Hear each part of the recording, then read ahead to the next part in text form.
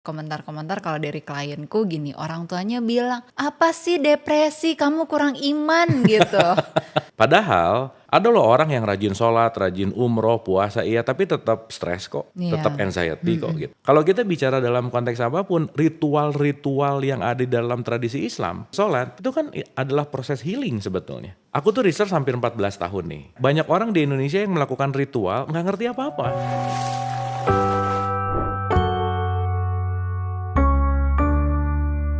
Hai semuanya, jumpa lagi bersama aku Samantha Elsenar di Relate Podcast. Dan kali ini udah ada tamu agung, yang selalu membahas tentang hal-hal spiritual. Dan kalau udah ngebahas tentang spiritual tuh pasti dalam ngelotok semuanya. Kang Abu Marlo, selamat datang di Relate Podcast. Akhirnya ya, cuman bisa bilang ngomong akhirnya. Biasanya aku yang diundang, kali ini Kang Abu yang datang ya, alhamdulillah. Ya, dan entah ini udah episode keberapa, cuman aku pertama mau bilang selamat. Ya, karena punya podcast gitu akhirnya ya. Akhirnya, thank you setelah kegalauan panjang ya. Begitulah. Dan terima kasih juga untuk Moto Movie karena sudah support equipment podcast relate kita.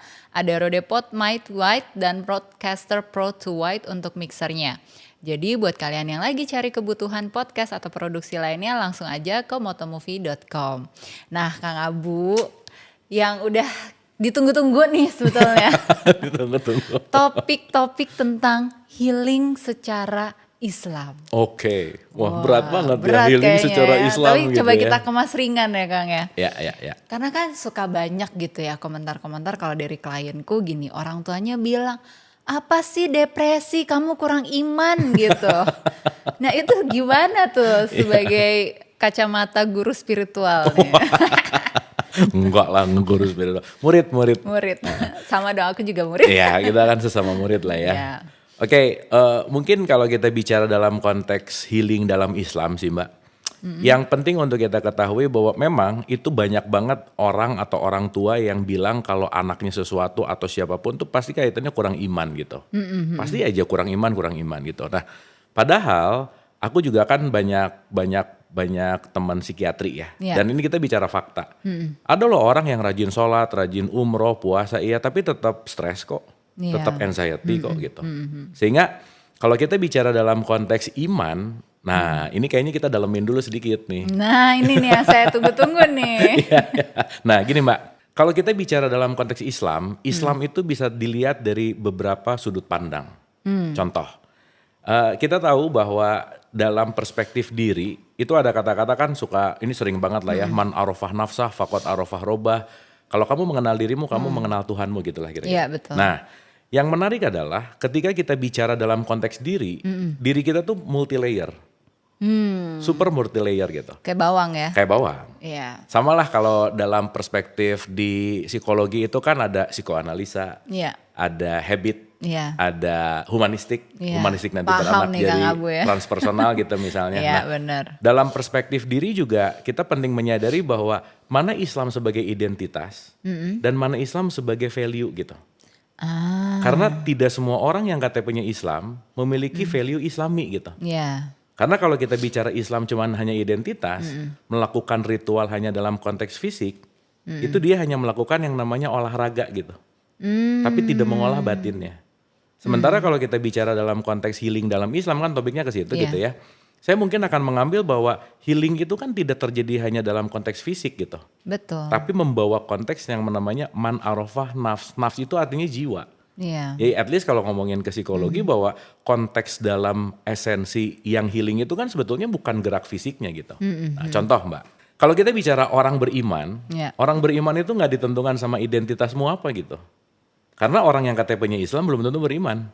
Iya. Ya kan? Benar. Puasa misalnya, yang dipanggil tuh bukan hai orang-orang yang KTP-nya Islam, tapi ya ayyuhalladzina amanu, hai orang-orang yang beriman. Iya. Artinya iman tidak terletak pada identitas. Aku mungkin pakai analogi gini Mbak, ada aku satu tuh sumber, aku dua tuh percikan ruh, aku tiga tuh jiwa, aku empat itu jasad. Jadi ada 4, 3, 2, 1 gitu. Nah, aku 4 itu kan identitas, aku 3 itu jiwa. Pertanyaannya, kalau yang dipanggil hai orang-orang yang beriman, iman kan bukan urusan fisikal, tapi aku 3 gitu. Karena kan banyak aku di dalam aku nih. Iya. Nah, yang penting untuk kita sadari bahwa orang beriman itu bukan, ya kan sekarang banyak yang bicara orang yang percaya atau orang yang apa. Oke lah, itu nggak salah gitu. Tapi kita deep dive dari kata iman itu sendiri, kita bisa panjang cerita ini. Iya. Karena iman itu satu akar kata dengan aman. Oh gitu. Oh iya. Jadi orang yang beriman adalah orang yang jiwanya safe and secure. Oh. Maka disebut orang beriman. Orang yang beriman, orang yang jiwanya safe and dan secure. Wow. Mungkin kalau dalam perspektif bahasa di Quran itu dikatakan mutmainah, tenang. Tenang. Jiwanya tenang gitu. Iya. Makanya kalau ada orang ngomong, kayaknya kamu kurang beriman, tar dulu nih, perspektif mana gitu. Kayaknya memang kamu kurang tenang jiwanya, benar. Tapi saya lebih prefer ketika ada orang sesuatu, dia bukan kekurangan iman, kekurangan pengetahuan sebetulnya. Karena ketika dia kekurangan pengetahuan, dia kekurangan pemahaman, dia pasti akan kekurangan ketenangan. Iya benar sih. Nah sekarang tuh orang gak beriman tuh dianggap gak sholat, gak puasa. Bukan itu sih sebetulnya. Justru kalau kita bicara dalam konteks apapun, ritual-ritual yang ada di dalam tradisi Islam, let's say yang 5 kali sehari sholat, itu kan adalah proses healing sebetulnya. Iya, walaupun itu dikenal sebagai pilar Islam kan. Pilar Islam, karena segala sesuatu akan menjadi Islam. Islam itu kan damai. Iya. Kedamaian terjadi ketika jiwanya tenang. Latihan untuk menenangkan jiwa, namanya sholat gitu. So that's why sholat itu dalam bahasa artinya terhubung, connecting to the higher self gitu. Itu yang bikin aku jadi pindah. Kesebut ya. Gitu ceritanya. Di tengah kegalauanku mencari ketenangan itu gitu, aku mencoba untuk melakukan sholat dan disitulah aku mendapatkan kedamaian saat benar-benar sendirian. Betul. Tapi Mbak, aku mau relate nih ya. Aku tuh research hampir 14 tahun nih. Benar. Dan kita tahu bahwa, ya maaf ya kalau kita bicara Indonesia negara yang orang Islamnya paling banyak, tapi ternyata nggak paling Islami gitu. Kenapa? Iya. Salah satunya banyak orang di Indonesia yang melakukan ritual nggak ngerti apa-apa. Jadi sekarang ada orang yang baca Qurannya rajin, hatam iya, sholat iya, tapi dia nggak ngerti tujuannya untuk apa. Kenapa? Karena hanya dilakukan dalam bentuk dogma dan doktrin. Iya. So that's why sholat tidak memengaruhi kejiwaan yang tenang, karena dikerjainnya aja didorong oleh yang namanya fearness gitu.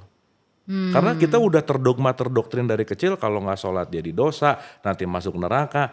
Makanya orang kalau ngerjain itu tuh ya yang penting seakan-akan hanya menggugurkan kewajiban, tapi tidak terkoneksi kepada esensial gitu.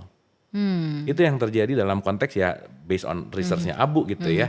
Nah sehingga tidak ada korelasi antara sholat itu kan jembatan bukan tujuan. Iya. Makanya kan kalau di dalam Quran tuh ada kata-kata utsluma uhiya ilaika minal kitab wa aqimi sholat, dan ini part yang paling menarik. Inna sholata tanha anil fahsya'i wal munkar. Sholatmu itu mencegah perbuatan keji dan munkar. So kalau sekarang let's say kita ngegosip kan keji ya. Sebelum zuhur ngegosip, abis zuhur ngegosip. Berarti sholatnya gak sadar. Lawan kata sadar namanya mabuk. Maka janganlah kamu sholat dalam keadaan mabuk. Maksudnya mabuk apa? Iftitahnya gak ngerti. Al-Fatihahnya gak ngerti. Bacaan pendeknya gak ngerti. Tiba-tiba Assalamualaikum, udah aja. Nah itu kilat kan sholatnya gitu. satu kilat. Yang kedua itu kan cuman aku 4 yang sholat. Jadi kadang-kadang aku tuh gak bisa ngebedain ini orang lagi sholat apa lagi senam sih gitu. Jangan-jangan cuman olahraga. Tapi jiwanya tidak terkoneksi gitu.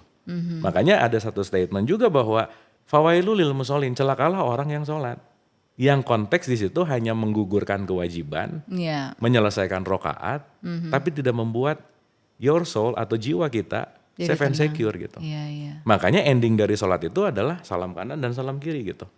Jadi kalau abis sholat rese gitu, abis sholat tetap ribet gitu, ya berarti kan tidak holistik antara aku 4 jasad, aku 3 jiwa, aku 2-nya ruh, jadi nggak nyambung gitu. Jadi maksudnya sholatnya masih mikirin gasnya udah dimatiin atau belum gitu. Balik lagi Mbak, gimana muhusnya begitu Allahu Akbar, rakaat 2, rakaat 3 ya gitu. Iya sih, siapa tuh yang suka gitu tuh. Ya kan, sehingga tidak menjadikan si 5 kali itu sebagai me time. Ya Mbak Sam psikolog lah ya, aku gak harus ceritain lagi tentang bagaimana jiwa itu bergejolak kan. Jiwa bergejolak karena datang dari impuls pendengaran dan penglihatan. Betul gak? Yang kita dengar dan yang kita lihat akan jadi pikiran. Bahwa jiwa kita ini, manas kita ini kan pikiran, perasaan dan emosi. Ini kan semuanya relate pasti. Benar. Nah, sesaat kita menyadari dari subuh ke zuhur aja, itu impuls pendengaran, penglihatan, pikiran kan terjadi terus tuh. Benar. So begitu Allahu Akbar, stop sebentar. Istirahat bentar. Disconnecting dari apa yang kamu dengar, apa yang kamu lihat, apa yang kamu pikirkan. So that's why kita mengambil wudhu kan. Wudhu itu kan sebetulnya releasing tuh. Maka ketika wudhu membasuh telinga kan bukan ngebersihin kuping. Yang kamu dengar dari subuh ke zuhur apa sih? Yang kamu lihat dari subuh ke zuhur apa sih? Yang kamu pikirin apa sih? Yang kamu ucapin apa sih? Yang kamu posting apa sih? Langkah kemana? Itu kan deep contemplating sebetulnya. Sebenarnya. Iya kan? Sehingga untuk masuk ke dalam level yang namanya penyatuan di sholat. Kenapa sholat juga awalnya adalah menutup ini semua dan untuk membuka hati. Itu kan me time sebetulnya. Proses healing sebetulnya. Untuk menjeda sesaat dari pikiran, perasaan, emosi, memori, imajinasi. So kita punya calmness gitu. Sebenarnya. Cuman kan hal-hal ini nggak diceritain, nggak menjadi sesuatu hal yang umum gitu. Intinya berapa rakaat, bacaannya apa, selesai. Makanya orang tua tuh banyak banget yang nanya gini Mbak Sam, kamu udah sholat atau belum? Lupa, target sholat itu adalah kejinya turun, munkarnya turun. Kan kayaknya akan lebih esensi kalau kamu hari ini tenang gak jiwanya? Iya ya. Kamu hari ini maafin orang gak? Kalau pertanyaannya dibalik gitu ya. Iya. Jadi sibuk di jembatan, tapi nggak nyampe ke tujuan gitu. Yang akhirnya jadi judgement sosial bahwa yang jadi soleh itu adalah yang rajin ke masjid begitu gitu. Salah enggak sih? Tapi ketika sholat itu hanya menjadi jembatan tanpa menuju kepada titik sampai, berarti kan nggak utuh gitu. Nggak utuh. Terpecah juga jiwanya. Iya. Ya makanya yang teman saya psikiatri bilang bahwa sholat rajin tapi stres gitu. Berarti kan nggak fulfillment di soulnya. Iya. Gitu, nggak feel safe and secure gitu. Berarti kan nggak ada keimanan dong kalau gitu. Iya. Kenapa? Karena nggak ada knowledge. Sholatnya dilakukan hanya apa? Kebiasaan gitu. Filosofinya nggak diperdalam ya. Yes, pemaknaan sih. Karena kan kita tuh penting banget untuk memaknai sesuatu yang paham sih sebenarnya. Ya, harus memahami apa yang kita lakukan.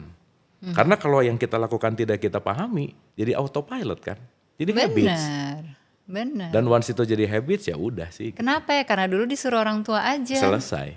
Itu mending. Kalau yang lebih dalam, karena aku takut sesuatu gitu. Nah ketakutan ya Mbak Sam tahu ya, seseorang yang melakukan atas dasar ketakutan, udah pasti nggak ikhlas ngerjainnya. Tapi marketing kan banyak yang nakut-nakutin.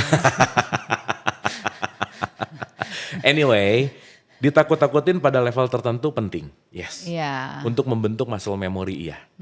Misalnya TK SD, nah kamu sholat ya, nanti mama kasih permen. Dia kan nggak pengen sholatnya, tapi dia pengen permennya. Tapi masa udah S1, S2, S3 masih nyari permen sih gitu. Iya. Masih nyari transaksional sih gitu. Nah kan itulah kenapa penting banget juga untuk selalu mendalami apa yang kita lakukan. Tidak hanya dalam ranah aku empatnya, fisikalnya, tapi connecting soulnya sih gitu. Terus kalau misalkan kita punya luka batin Kang, dalam kacamata Islam tuh baiknya kita mengobati luka batin kita kayak gimana? Kalau kita bicara dalam konteks kan nomor satu tuh pasti syahadat ya. Ya. Syahadat itu kan bersaksi dulu gitu. Ya. Baru terkoneksi. Baru manzakah itu artinya membersihkan gitu. Ya. Nah dalam konteks yang namanya luka batin dalam perspektif Islam pembersihannya itu namanya zakat sih sebetulnya. Jadi zakat itu artinya membersihkan. Bukan donation. Donation itu action. Intinya adalah berdonasi adalah melepaskan kemelekatan aku terhadap harta. Ya. Ya kan? Jadi kata kuncinya sebetulnya zakat itu bukan uangnya. Tapi sikap hati ketika kita mengeluarkan uang gitu. Ya. Karena yang terpenting sebetulnya gini, semesta itu tidak melihat currency dolar atau rupiah. Tapi semesta melihat seberapa tulus hatimu ketika melakukan. Karena itu yang paling penting. Sesaat kita ngasih tapi nggak tulus, ya penilaiannya kan bukan dari berapa rupiah atau dolar yang dikeluarin gitu. Nah, dalam konteks ini makanya mungkin aku jump to the conclusionnya begini. Kenapa di Quran selalu dikatakan orang yang paling mulia inna akramakum indallahi atqakum itu adalah orang yang paling takwa, Mbak. Jadi ketakwaan itu sebetulnya adalah cara bagaimana kita untuk melakukan yang namanya melepaskan luka batin gitu. Nah, jadi kalau kita bicara mau itu sholat, puasa, umroh, haji, kurban, ini jembatan. Ya. Titik sampainya itu takwa. Yang jadi pertanyaan, gimana cara jadi orang takwa kan? Iya. Nah, sekaligus si takwa ini adalah output dari zakat juga ujungnya takwa gitu. Jadi semua ritual apapun itu hanya jembatan sekali lagi. Ya. Titik sampainya adalah takwa. Takwa. Berarti takwa itu kan nggak mungkin ada di fisik dong, tapi ada di aku 3, ada di jiwa gitu. Iya. Pun nanti ada ke ruh di aku 2 dan seterusnya gitu. Yang menarik adalah takwa tuh at least gini Mbak. Kalau Quran 6.236 ayat diperes, itu cuman keluar kata takwa aja. Dan Serius? kalau takwa diperes, itu cuman keluar 3 ini aja. Berarti kalau kita ngerjain yang 3, kita ngerjain the whole Quran, gampangannya begitu. Jadi ini adalah intisari sari dari Quran itu sendiri. Nomor 1. Di Al-Imran 134 itu dikatakan bahwa orang yang bertakwa adalah orang yang berinfak baik lapang maupun sempit. Itu nomor 1. Berinfak. Berinfak, bersedekah, berbuat kebaikan. Jadi to be simple, saya selalu bilang bahwa kalau kamu mau jadi orang takwa, berhenti jadi orang pelit. Jadi Dan yang pelit itu nggak bertakwa. udah pasti lah. Oh. Jadi kalau sholat rajin tetap. Pantesan duitnya habis terus ya. Soalnya pelit. Iya. Gitu. Itu ngomongnya kayak pengalaman banget ya. Nah maksudnya gini, dia sholat rajin, umroh rajin, puasa rajin tapi pelit. Berarti dia muter di jembatan gak nyampe gitu. Karena point of view dari semua ritual, nomor 1 yang paling penting adalah how we detach everything. Iya. Karena disadari atau tidak kita tuh tamunya semesta Mbak. Yang namanya tamu tuh gak pernah punya hak milik. Maka kalau kita udah jelas gak punya hak milik, aneh banget kalau ada bilang bahwa aku kehilangan gitu. Mau kehilangan apa, orang gak pernah punya apa-apa. Jadi kalau patah hati kehilangan berarti Itu halus sih. tuh kan, aku tidak kehilangan, dia juga tidak kehilangan. Ya udah aja. Tapi seakan-akan gitu ya. Ya, Tapi emang itu udah nanti selesai aja. bahasan yang beda sih ya. Emang udah selesai aja kan Udah jodohnya. selesai, ya. Masa dinasnya selesai. Jatuh temponya udah beres. Gitu kira-kira. Gak ada KPR lagi. Nah makanya nomor 1 itu adalah hal yang paling berbahaya dalam hidup adalah attachment. Ketika kita melekat. Iya. Gitu. Karena si kemelekatan ini akan membuat kita nggak pure gitu Mbak. So that's why kenapa Ali Imran 134 itu bilang bahwa orang yang takwa adalah orang yang belajar detachment. Terhadap harta bendanya. Apapun. Tapi kalau di psikologi kan justru attachment itu dibutuhkan antara orang tua dan anak untuk membentuk rasa secure. Tapi attachment dalam batasan apa kan? Ya benar sih ada batasannya. Ada batasannya Ada, gitu. ada. Tetap aja gitu. Ada Ya. kapan ngegas, kapan ngeremnya juga gitu. Ya, Karena benar. once attached, terlalu attached, si anak pasti nggak punya personality misalnya. Dia nggak punya Betul. making decision yang oke gitu. Jadi dependent. Jadi dependent. Nah, jadi balik gitu kalau bicara tentang bagaimana cara untuk melepaskan atau memperbaiki luka dalam tanda petik, diawali belajar untuk nggak pelit aja dulu. Karena orang pelit itu sensi gitu. Royal ya. Ya dia megang gitu Mbak, Iya, iya. attach gitu segala sesuatu tuh susah untuk Controlling. Itu nomor 1. Nah, nomor 2 ciri orang takwa adalah dia pandai menahan amarah. Control the ego gitu. Jadi artinya gimana luka akan selesai kalau kita tidak pernah bisa mengontrol ego kan, balik lagi. Iya. Ya kita tahu mana luka lagi nganga atau gimana, kita tahu bahwa concern semua apapun adalah semua luka kan terjadi bukan karena faktor eksternal. Betul nggak? Iya. Tapi bagaimana kita memaknai sesuatu yang terjadi pada eksternal. So mungkin ya kalau pakai bahasa yang lebih gampang bahwa manusia tuh nggak pernah punya masalah dengan apapun dan siapapun kecuali sama egonya kan. Benar. Anyway, Iya. so karena ego ada di dalam, maka every problem kan bukan mencari jalan keluar, tapi carilah jalan ke dalam. Karena sesaat yang di dalam selesai, yang di luar beres. Pertanyaannya bagaimana mau menyelesaikan luka yang di dalam? Kalau kita pengen ngatur yang di luar, seluar, di luar, ngikutin maunya kita gitu. Ya nggak beres-beres. Nggak beres-beres. So di ketakwaan yang nomor 2 itu benar-benar super self healing sih sebenarnya. Untuk bagaimana melepaskan. Nah nomor 3 sih yang paling asik Mbak. Wah ini paling asik sih. Apa tuh? Orang yang takwa adalah orang yang pandai memaafkan kesalahan orang lain. Selesai. Wow.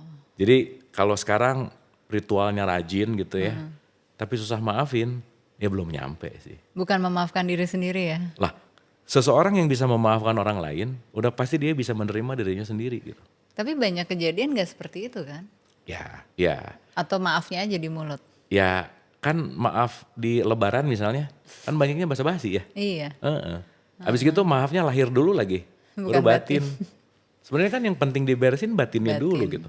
baru lahiriahnya bisa oke gitu. Nah jadi kalau relate balik gitu ya, bahwa keren sih kalau kita ngelihat ini secara holistik gitu ya, tidak hanya dalam ranah fisik, tidak hanya dalam ranah ritual, tetapi dalam ranah keholistikan. Sebetulnya semua ibadah itu intinya adalah self healing, memperbaiki jiwa gitu. Makanya nanti dalam derajat-derajat jiwa tuh kan luas tuh Mbak. Jadi ya balik lagi bahwa ketika kita bisa menjadikan semua ritual untuk penentraman jiwa, ya inti dari semua Islam puncak itu apa? Damai gitu. Damai. Tenang gitu. Kan itu yang kita cari ya. Iya. Ketenangan hidup gitu. Stabil, tenang, nggak ada drama. Yang drama-drama minggir aja dulu deh. Tapi at some point kalau kita jadi orang sabar kan perlu drama ya. Buat latihan sabar Buat ya latihan. kan. Karena tidak ada orang sabar terjadi di pengajian tuh nggak ada. Nggak ada. Trainingnya tapi udah selesai kan. Udah episode berikutnya. Udah mohon maaf, udah nggak mau lagi training. Tapi trainernya pasti datang terus sih. Ya, yang lain aja. Mau nggak mau. Jangan sama orang yang itu. Ya udahlah ya, itu udah selesai lah ya. Udah selesai. Oke ya, jadi nggak boleh pelit. Nggak boleh pelit, kontrol Kontrol ego gitu ya. Kontrol ego sendiri kan, bukan ego orang lain. Kalau kita mengontrol ego kita, otomatis kita juga pasti bisa ngontrol ego orang kan. Iya, ngejagain diri sendiri. Ngejagain diri sendiri kan. Dan yang paling penting sih sebenarnya memaafkan forgiveness tadi. Iya. Dan jangan lupa bahwa memaafkan itu skill. Kalau nggak dilatih nggak bisa. Nggak ada orang yang tiba-tiba pintar memaafkan tuh nggak ada. Semuanya dilatih. Makanya dalam hidup di perspektif saya nggak ada orang yang hebat sih. Yang ada orang yang terlatih atau enggak gitu.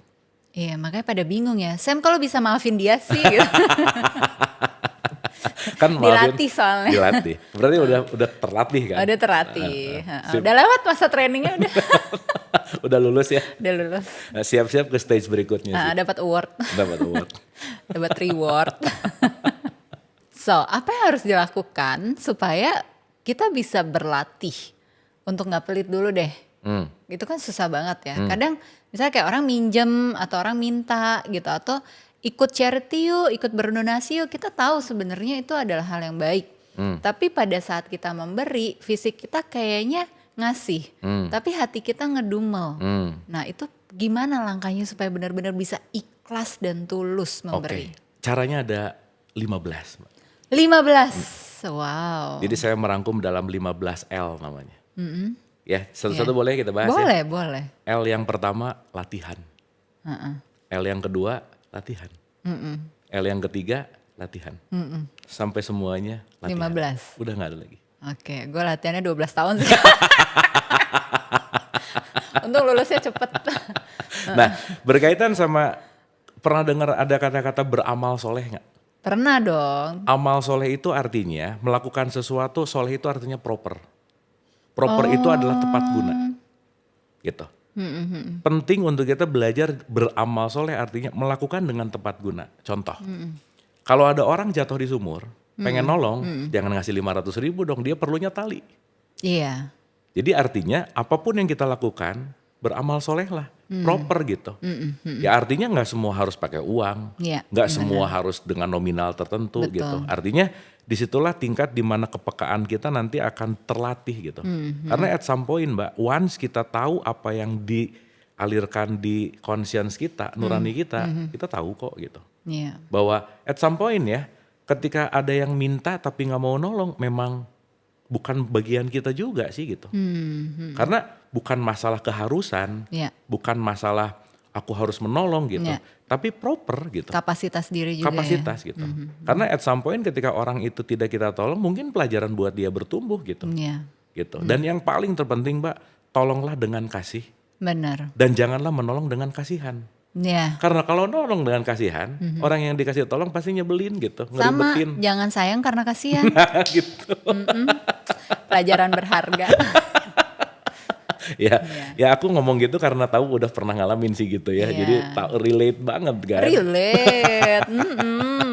Banget. Gitu, makanya kalau dalam perspektif itu kan kita menolong bukan konteksnya transaksional gitu. Kenapa? Karena sesaat kita menolong siapapun, yang sedang kita tolong kan diri sendiri sebetulnya. Sebetulnya. Karena ada hukum dalam semesta ini yang disebut pertukaran dan kembali lagi tabur tuai kan. Tabur tuai. Mau nggak mau apa yang dilakukan keluar comeback gitu. Terus gimana caranya mengontrol ego sendiri? Kan kita susah kan. Iya sih. Dalam kacamata Islam, oke, dalam kacamata psikologi tuh semua adalah gitu ya, gimana cara ngontrol ego supaya regulasi emosinya oke dan lain sebagainya gitu. Ya. Tapi dalam kontekstual Islam gitu, gimana, apa yang perlu kita lakukan Ya. supaya kita bisa lebih mengenal diri kita, tahu gimana menavigasi si ego ini supaya dia nggak liar. Kalau dalam perspektif itu disediakan training mat yang namanya Ramadan, Mbak Sam. Salah satu untuk mengontrol ego kita adalah kita berlatih puasa kan. Puasa Ya. ya. Dan puasa itu bukan urusan gak makan gak minum. Tapi orang yang berpuasa, saum atau siam, ini sebenarnya saum atau siam itu dua hal yang berbeda. Iya. Tapi aku perlu 3 episode sih untuk ngejelasin panjang ceritanya ya. Iya. Jadi kita make it simple. Orang berpuasa itu bukan karena dia menahan makan dan menahan minum, bukan itu poin. Tetapi saya bisa beli makanan, tapi saya tidak mengambil hak membeli makanan. Dan hak ini akan saya kasihin ke fakir miskin gitu. Karena saya mau melatih untuk tidak makan dan tidak minum, dan saya mau melatih untuk memberikan hak ini kepada fakir miskin gitu. Jadi bukan masalah nahan makan minum gitu. Jadi jangan sampai orang puasa nahan makan, nahan minum, nahan ngasih juga gitu. Iya. Jadi akhirnya cuma mindahin jam makan dari siang ke malam, jam takhir makan siang. Nanti begitu bangun abis sahur selesai gitu pikirannya nanti buka pakai apa ya? Urusannya kan cuma makan dan minum gitu. Iya benar. Nah, jadi kalau kita bicara dalam konteks training untuk ego, one of the best training adalah puasa sebetulnya. Tapi udah banyak orang yang berpuasa, dia melakukan segala upaya untuk menahan egonya dia, Ya. tetap orang yang paling egois. Ya balik lagi kan, berarti yang dilakukannya apakah hanya dalam bentuk dogma doktrin atau dia ngerti secara esensinya atau Defensif Kang seringnya. ya balik lagi, balik lagi. Dan ya balik ya maksudnya orang yang rajin ibadah let's say dengan konteks yang namanya ritual puasa, apapun ya, once dia tidak menyentuh titik aku 3, aku 2-nya, ya dia balik lagi kan Mbak, perubahan datang dari perubahan habits kan. Dan konteksnya adalah habits itu bisa berubah karena kita, balik lagi yang tadi saya cerita, ngerti apa yang dilakukan Ya, gitu. pemahamannya itu. Pemahamannya gitu. Nah makanya salah satu melatih ego, kalau dalam perspektif Islam, mau itu bicara sholat, Ya. mau itu bicara, sholat itu kan kita disuruh diem loh. Ya ini balik lagi ya, seenggak ngerti-ngertinya orang sholat Mbak, tetap bagus. Kenapa coba? At least lagi sholat gak ngomongin orang gitu. Ya. At least lagi sholat tuh gak ngeposting hal buruk gitu. Diam dulu 5 menit tuh lumayan lah gitu. Gitu kira-kira. Benar-benar. Dan Aku sholat suruh nangis sama Kang Abu. itu kepaksa ya. Dan balik lagi ya, kalau nggak bisa juga dianggap bahwa ini sholatnya khusyuk banget. Kenapa? Karena keluar air mata. Nggak juga. Siapa tuh baru diputusin pacarnya ya. Jadi penuh dengan emosi gitu. Nah Ditinggalin. gitu misalnya. Tapi ya balik sih. Kalau ada orang nanya juga, gimana cara sholat khusyuk gitu? Menderita aja. Karena dalam derita pasti sholatnya jadi khusyuk gitu. Jadi ada bagusnya juga gitu. Ada bagusnya ya. Jadi everything is paradox lah ya. Concernnya pada paradoks itu. Nah jadi balik ke pertanyaan bahwa salah satu cara untuk control the ego itu adalah puasa. Puasa. Sholat.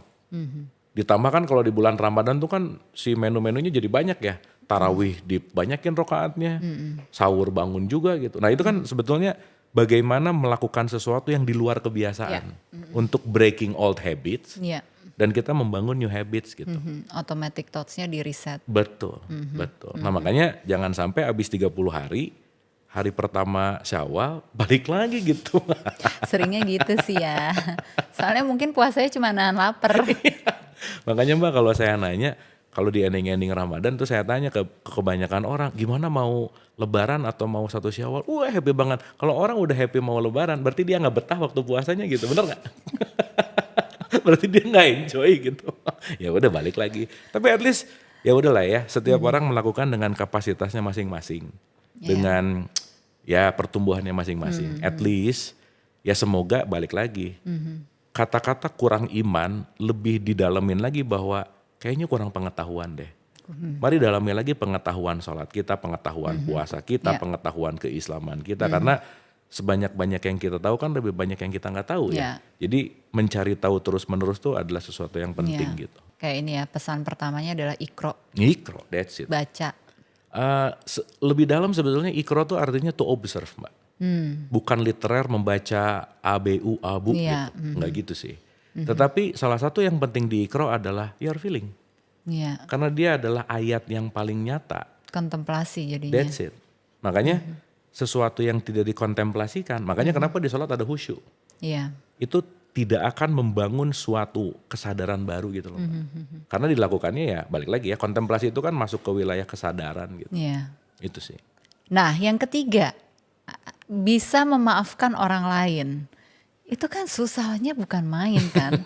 Ya kita bisa lah lahir kita memaafkan gitu. Ya. Ya udah maafin udah lupa gitu. Ya. Atau orang suka bilang ya gue maafin tapi gue gak akan lupa gitu. Sebenarnya memaafkan yang benar-benar secara batin tuh kayak gimana? Nah, makanya kenapa memaafkan disimpan nomor 3, Mbak. Orang yang bisa maafin artinya udah nggak pelit dulu, Ya. udah bisa kontrol ego, baru bisa memaafkan. Oh, Itu keren banget, Mbak. Karena itu layering gitu. Iya, Makanya iya. kenapa disimpan nomor terakhir? Kenapa nggak memaafkan dulu, menahan amarah, baru menafkahkan gitu. ya. Tapi justru detachment, controlling, letting go. Iya ya. Iya. Dan itu jadi satu sistem gitu. Ya ya ya. Aku ingat tuh diajarin Kang Abu tuh untuk detoxnya tuh. Nah, balik. Segala bentuk apapun yang terjadi dalam kehidupan kita pasti direcord dalam memori. Ya. So, memaafkan itu bukan melupakan. Tapi memaafkan adalah mengingat tanpa emosi gitu. Jadi bukan masalah aku tuh udah maafin tapi nggak bisa lupa. Emang nggak bisa lupa.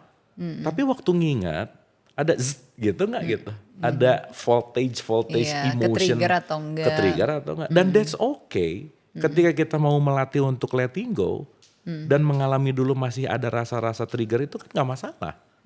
Karena kan ya gimana mau memaafkan langsung orang memupuk bencinya udah lama gitu. Ya kan? Berarti Tapi kan aku gak benci sih. iya maksud aku ya kayak gitu deh. Konflik deh ya, jangan benci lah ya. Kan konflik mah kan pasti ada ya gitu. Concernnya adalah gimana mau letting go kalau kitanya nggak melatih untuk letting go gitu. Iya iya iya. Nah berarti kan yang paling esensial dalam memaafkan adalah menerima realitas gitu. That's Iya, the truth. acceptance. Acceptance. Kata kuncinya acceptance. Makanya sebelum layak disebut manusia, Ya. kenapa ada al-ikhlas dulu gitu. Iya. Maka ikhlas, falak, dengki, baru disebut anas gitu. Yes. Karena kalau kita nggak ikhlas dan masih menyimpan kedengkian, ya kita belum pure disebut anas itu sendiri gitu. Iya. Karena ya balik sih Mbak, kuncinya semua latihan sih. Ya. Kuncinya semua dan menambah pengertian. Dan hanya menyadari bahwa dalam hidup tuh nggak banyak masalah gitu. Kenapa saya bilang nggak banyak masalah? Karena dalam setiap kelas yang pernah saya datengin, begitu saya tanya hidup punya masalah nggak? Itu tuh nggak mikir, semua ngomong banyak gitu. Tapi nggak tahu masalahnya apa. Nah simply ketika kita bicara dalam konteks ini, kan cuma satu Mbak. The problem in life only nih ya, cuman ini aja udah. Apa yang aku inginkan, nggak kejadian, udah itu aja. That's the problem. Kan cuma satu berarti. Urusannya adalah keinginan. Iya. Nah berarti kan antara keinginan lebih besar dari realitas, atau kita bisa mengontrol keinginan untuk sama dengan realitas gitu. Wow. Nah itu nanti mengalir. Gitu. Nah bagaimana kita menerima realitas, that's the true Islam gitu. Karena Islam itu total surrender. Surrender kemana? Kepada realitas ujungnya gitu. Nasib ya. Oke lah. Itu nasib, takdir, kodar panjang ceritanya ya. Panjang. Tapi sementara oke deh gitu. Iya iya ya. Karena kan selaras dengan psikologi juga ya Kang. Hal yang paling sulit kita lakukan dalam hidup kita acceptance. Yes. Menerima kan. Begitu kita udah bisa menerima, ya udah, oh itu jadi pelajaran hidup, itu jadi proses kita belajar, apa yang kita udah pelajarin yang bisa kita terapkan lagi ke dalam hidup kita supaya kita nggak mengulangi kesalahan yang sama lagi. Tuh, betul. Dan kesulitan-kesulitan itu kan aku pinjam perspektif tasawuf misalnya Mbak. Kembali ke Tuhan, returning to God, kembali ilaihi rojiun, itu ada 3 caranya. Oke. 1, the way of love. Welas asih. Yang kedua, the way of knowledge. Harus ada knowledge. Dan ini yang ketiga sih, the way of suffering. Sufferingnya juga ada. Iya. Makanya once nggak suffering, seperti Rumi selalu bilang gitu, luka adalah tempat cahaya masuk gitu. Wow, makasih ya aku udah dikasih luka. Makanya kan sebelumnya engagement ring. Iya. jadi wedding ring, jadi suffering gitu.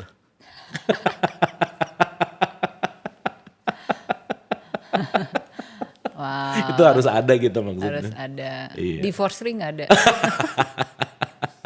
Divorce is a new hope kan anyway. New hopes. Ya. Ya. Bercerai itu bukan berhenti saling mencintai tapi berhenti saling menyakiti.